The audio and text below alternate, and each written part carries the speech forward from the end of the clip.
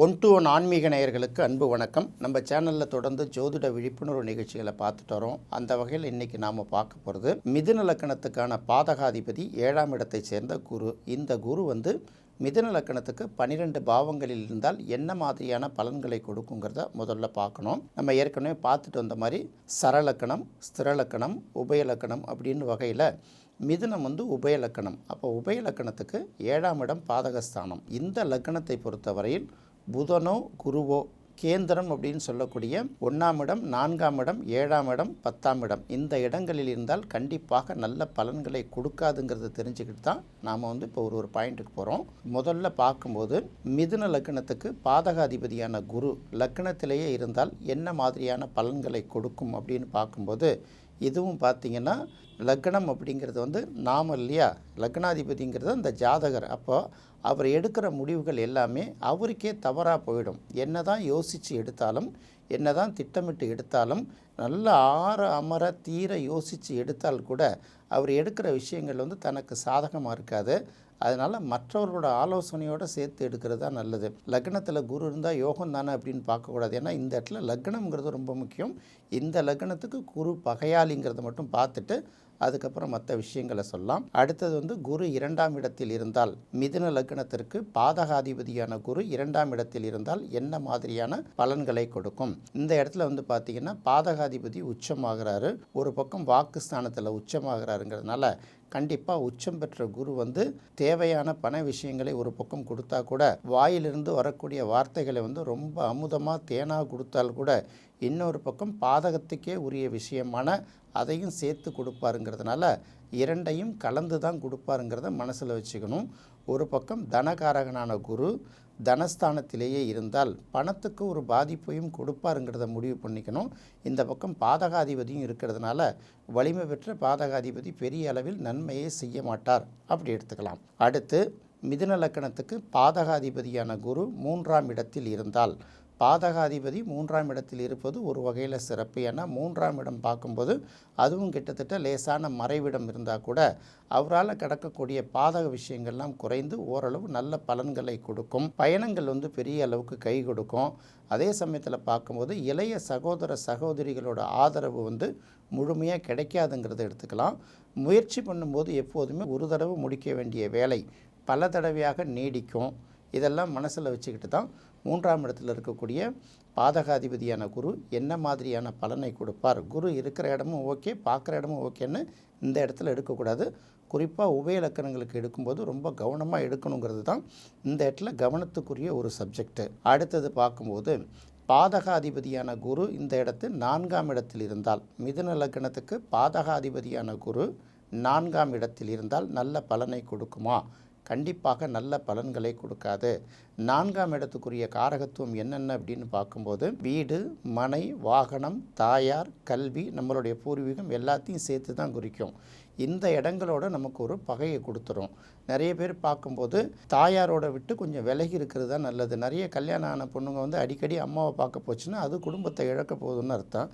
அம்மாங்கிறது ரொம்ப முக்கியம்தான். இந்த இடத்துல அம்மாவை விட்டு கொஞ்சம் விலகி இருப்பது ரொம்ப நல்லது. 2 பேரோட நல்வாழ்க்கைக்காகவும் கொஞ்சம் விலகி இருப்பது நல்லதுங்கிறத புரிஞ்சுக்கணும். அடுத்தது சொந்த வீட்டில் இல்லாமல் வாடகை வீட்டில் கூட இருக்கலாம், பூர்வீகத்தை விட்டு வெளியில் கூட இருக்கலாங்கிறத நல்லா தெரிஞ்சுது. ஏன்னா இந்த இடத்துல எப்படி பார்த்தாலும் மிதுன லக்கணத்துக்கு குரு பாதகாதிபதி, அவர் 4ஆம் இடத்துல இருக்கிறாருங்கிற ஒரு விஷயத்தை மட்டும்தான் பார்க்கணும். குரு நீங்கள் நல்லா இருக்காருன்னு பார்த்து இந்த முடிவு எடுத்துடக்கூடாது. அடுத்து மிதுன லக்கணத்துக்கு பாதகாதிபதியான குரு 5ஆம் இடத்தில் அமர்ந்தால், பொதுவாக 5ஆம் இடத்துல ஒரு பாதகாதிபதி அமர்வது ரொம்ப சிறப்பு தான். அப்போ பாதகாதிபதிக்குரிய நெகட்டிவ் தன்மை குறைஞ்சி அந்த இடத்துல சுபத்தன்மை வந்துடும்னா கூட 5ஆம் இடத்துக்குரிய சில காரகத்துவம் இருக்குல்ல, புத்திரஸ்தானம்போம், பூர்வ புண்ணிய ஸ்தானம்போம், இன்னும் பல விஷயங்கள் சிந்தனை ஸ்தானம்னு சொல்லுவோம்ல, அந்த இடத்துல ஒரு சில பாதிப்புகள் இருக்க தான் செய்யுங்கிறத மனசில் முடிவு எடுத்துக்கலாம்.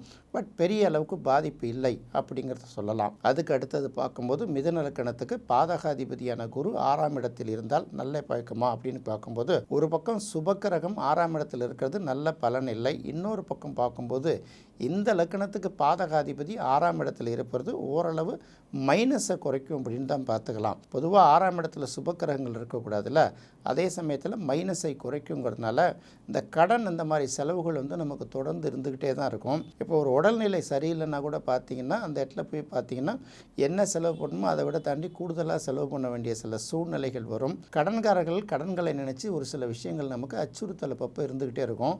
நம்ம எதுக்குறவன் நம்மளோட வசதியாக இருப்போம், பணத்தாலே அடிக்கலான்னு பார்ப்பான். இந்த மாதிரி சில சிக்கல்கள்லாம் இந்த இடத்துல இருக்கும். ஒரே சமயத்தில் ஆனால் கடைசி நேரத்தில் பார்த்திங்கன்னா நமக்கு எங்களுக்கு தேவையானது வந்து சேர்ந்துடும். ஏன்னா பாதகாதிபதி இந்த இடத்துல 6ஆம் இடத்துல மறைஞ்சிட்டாருங்கிறத மட்டும் பார்த்துக்கிட்டா போதும். அடுத்தது பார்க்கும்போது மிதுன லக்கணத்துக்கு பாதகாதிபதி 7ஆம் இடத்துக்குரிய குரு 7ஆம் இடத்திலேயே இருந்தால், பாதகாதிபதியான குரு 7ஆம் இடத்திலே இருந்தால் கண்டிப்பாக பாதிப்பு தான் கொடுக்கும். இந்த இடத்துல திருமணம் சம்மந்தப்பட்ட பாதிப்பையும் கொடுக்கும். திருமணம் வந்து சில பேருக்கு எளிமையாக சீக்கிரமாக நடந்துடுறது இல்லை. அப்படி திருமணம் நடந்தால் கூட பார்த்திங்கன்னா அவங்களோட வந்து அந்த குடும்ப வாழ்க்கையும் சில விஷயங்கள்லாம் பாதிக்கப்பட தான் செய்யுது. அதனால் பார்த்திங்கன்னா 2 குடும்பத்துக்கு இடைப்பட்ட உறவுகளும் சில நேரங்களில் பாதிக்கப்படுது இல்லை. அதனால் இந்த இடத்துல பாதகாதிபதியாக மட்டும்தான் குருவை பார்க்கணும். குருங்கிறது சுபக்கிரகம், அவர் 7ஆம் இடத்துல இருக்கார். அந்த குருவுக்குரிய தன்மையோட மனைவி வருவாங்கன்னு சொல்லிடக்கூடாது. இன்னொரு பக்கம் லக்னத்தை குரு பார்ப்பதால் ரொம்ப சிறப்புன்னு சொல்லிடக்கூடாது. என்ன லக்னம்ங்கிறத முடிவு பண்ணி தான் குருவோட பார்வை சிறப்பாக நல்லதா கெட்டதாங்கிறத முடிவு பண்ணணும். கருப்பாக இருக்கிறதெல்லாம் காக்கா, வெள்ளையாக இருக்கிறதெல்லாம் கொக்குங்கிறது எல்லாத்துக்கும் அப்ளை ஆகாதுங்கிறத கண்டிப்பாக தெரிஞ்சுக்கணும். அடுத்தது மிதுன லக்கணத்துக்கு பாதகாதிபதியான குரு 8ஆம் இடத்தில் இருந்தால் நல்ல பலனை கொடுக்குமா அப்படின்னு பார்த்தீங்கன்னா கிட்டத்தட்ட நல்ல பலனை தான் கொடுக்கும். ஏன்னா இந்த கெட்டவன் வந்து இந்த இடத்துல கெட்டு போயிடுறாரு, பலம் எழுந்து போயிடுறாரு ஒரு பக்கம். அதே சமயத்தில் 8ஆம் இடத்து காரகத்துவத்தில் வந்து பார்க்கும்போது திடீர் தனவரவுன்னு ஒரு காரகத்துவம் இருக்குது. எதிர்பாராத தன வருவாய், கணக்கில் வராத பணம், இப்படிலாம் சில விஷயங்கள் இருக்குல்ல.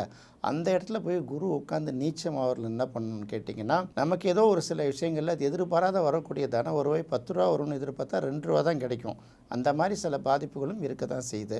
அடுத்தது மிதுன லக்கணத்துக்கு பாதகாதிபதியான குரு 9ஆம் இடத்தில் இருந்தால் என்ன பலனை கொடுக்கும் அப்படின்னு பார்க்கும்போது கண்டிப்பாக நல்ல பலனை தான் கொடுக்கும். ஏன்னா இந்த இடத்துல வந்து ஒரு பாதகாதிபதி 9ஆம் இடத்துக்கு போகுது. அந்த பாதகாதிபதியாக இருந்தாலும் அவர் ஒரு சுபக்கிரகம் அப்படிங்கிற ஒரு விஷயத்தை எடுத்துக்கிட்டு அடுத்தது பார்க்கும்போது நிச்சயமாக வந்து குரு நல்ல பலன்களை தான் கொடுப்பார் அப்படிங்கிறத எடுக்கலாம். அதே சமயத்தில் பாதகாதிபதி 9ஆம் இடத்துல வந்து உட்கார்றதுனால 9ஆம் இடம் சம்மந்தப்பட்ட ஒரு சில பாதிப்புகள், சின்ன சின்ன பாதிப்புகள் இருக்கும், பெரிய பாதிப்புகள்லாம் இருக்கணுங்கிற அவசியம் இல்லை. தந்தையோட நமக்கு ஒரு பெரிய அளவுக்கு ஒரு ஈடுபாடோ ஒரு பெரிய நெருக்கம் இல்லாமல் இருக்கும். தந்தை இருப்பார், ஹெல்ப் பண்ணுவார். இருந்தாலும் பார்த்திங்கன்னா ரொம்ப தந்தையோட ரொம்ப நெருக்கம் இல்லாமல் இருக்கும். ஒரு நெருக்கத்தை கடந்து என்ன பண்ணும், குடும்பத்தை விட்டு நம்ம சில நேரங்களில் விலகி இருக்கக்கூடிய சூழ்நிலை வரும். வெளிநாட்டில் கூட இருப்பாங்க, நல்லா சம்பாதிக்கலாம், குடும்பத்தை விட்டு பிரிஞ்சிருக்கோமே அப்படிங்கிற ஒரு விஷயம் இருக்கும். அடுத்தது பெரிய விஷயங்கள்லாம் படிக்கணும் அப்படின்னு நினைக்கும் போது படிக்கிறதுக்கான வாய்ப்பு இருந்தால் கூட சில சூழ்நிலைகள் படிக்க விடாமல் தடுக்கும். இருந்தாலும் பார்த்திங்கன்னா 9ஆம் இடத்தில் குரு இருப்பது இந்த லக்கணத்தை பொறுத்தளவுக்கு பெரிய மைனஸ் இல்லை அப்படின்னு தான் பார்த்துக்கலாம். அடுத்தது மிதுன லக்கணத்துக்கு பாதகாதிபதியான குரு 10ஆம் இடத்தில் இருந்தால், பொதுவாகவே குரு 10ஆம் இடத்துல இருக்கிறது வந்து பார்த்திங்கன்னா நல்ல விஷயம் கிடையாது. 10ஆம் இடத்துல குரு தான் நம்மளை பிச்சை எடுக்க வச்சிடும் அப்படின்னு சில விஷயங்கள்லாம் சொல்லுவாங்க இல்லையா.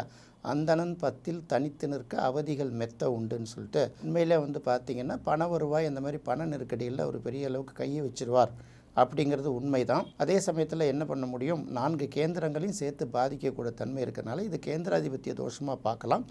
இந்த குருவுக்கு சனி போன்ற கிரகங்களோட பார்வை கிடைச்சதுன்னா அந்த இடத்துல தோஷத்துக்கு வந்து பெரிய அளவுக்கு பாதிப்பு இருக்காது. தோஷங்களை ஓரளவு விளக்கும். இந்த இடத்துல குருவுக்கு சனி பார்வை கம்பல்சரி. கேந்திராதிபத்திய தோஷம் நம்ம சொல்லுவோம். உபயலக்கணத்துக்கு 4 இடங்கள்லையும் 4 கேந்திரங்கள்லையும் குரு இருந்து அதுக்கு சனி பார்வை கிடைச்சா கூட பார்த்திங்கன்னா தோஷத்துலேருந்து ஓரளவு விதி விலக்குன்னு நம்ம கணக்கு எடுத்துக்கலாம்.